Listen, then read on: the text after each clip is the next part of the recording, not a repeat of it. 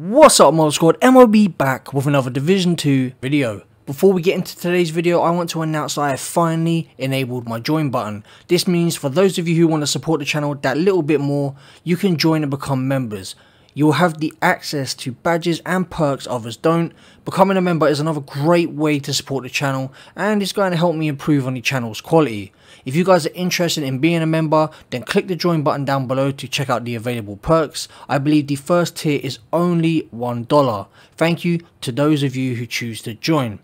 Before we get into today's video, I just want to say a big thank you to all of you for such insane support on my channel. You guys are breaking 300 likes a video and dropping comments, which is really helping the channel's growth. In my last video we hit 1000 likes, which we haven't done since Division 1.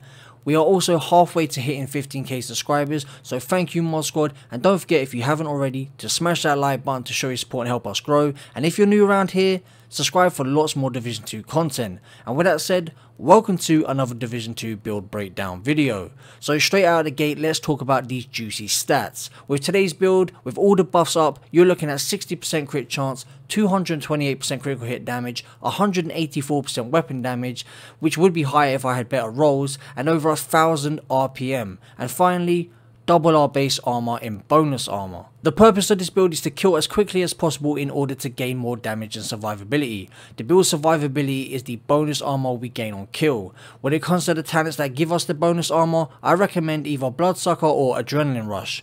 I personally prefer Bloodsucker because killing an enemy adds and refreshes a stack of 10% bonus armor for 10 seconds.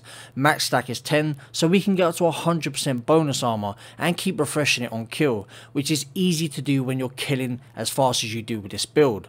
Lately I'm trying to push builds that get stronger and stronger the more you kill, so you can run a train on NPCs and get through missions faster. I would also like to state that this is more of a solo build for doing speedruns and heroic content. It can be run in a group, but it's much more suited to running solo. I'd also like to thank those of you in the comment section that recommended I use the 3-piece Striker.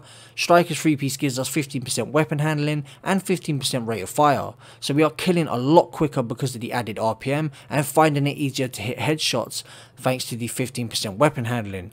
This build is also based around the exotic assault rifle, the Chameleon, and its buffs. Before all of the buffs are active, we are looking at stats of 45% crit chance, 178% critical hit damage, and 94% weapon damage. Normally with an assault rifle build you need to spec into crit chance, whether that's rolling extra crit chance pieces on your build or using a piece of Seska for the 10% crit chance.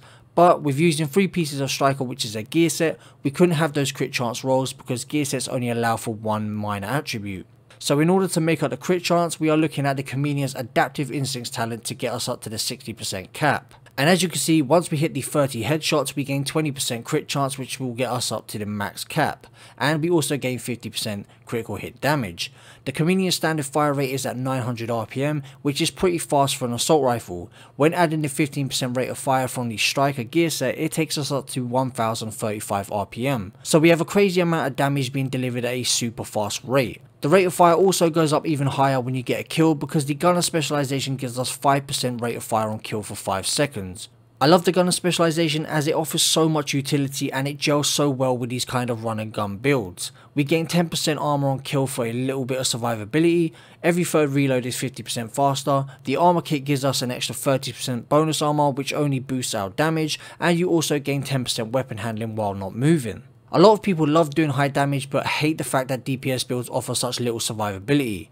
But with my builds of late, the more damage you do and the faster you kill, the more survivability you gain. You can also run this build in an SMG format, which is just as effective, and I'll be adding a sneak peek of my version within today's video.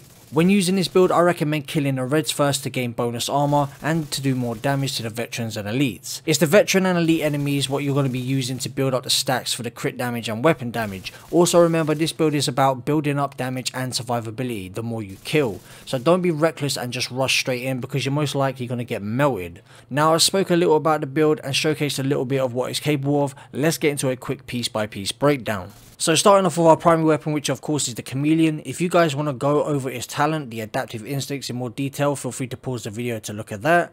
We're going to check out the attachments.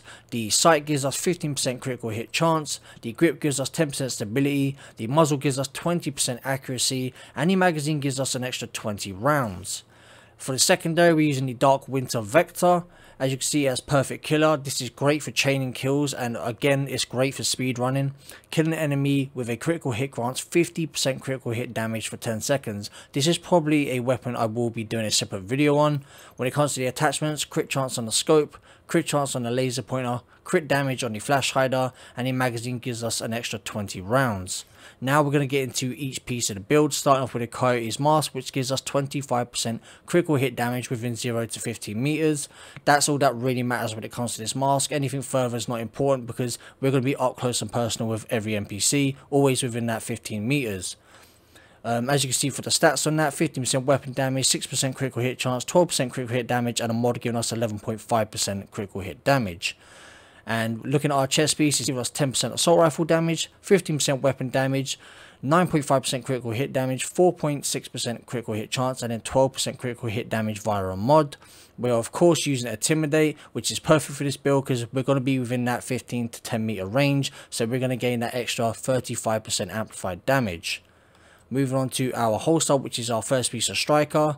As you can see, 15% weapon handling and 15% rate of fire. We have 13.2% weapon damage, 12% critical hit damage, which I rolled on there.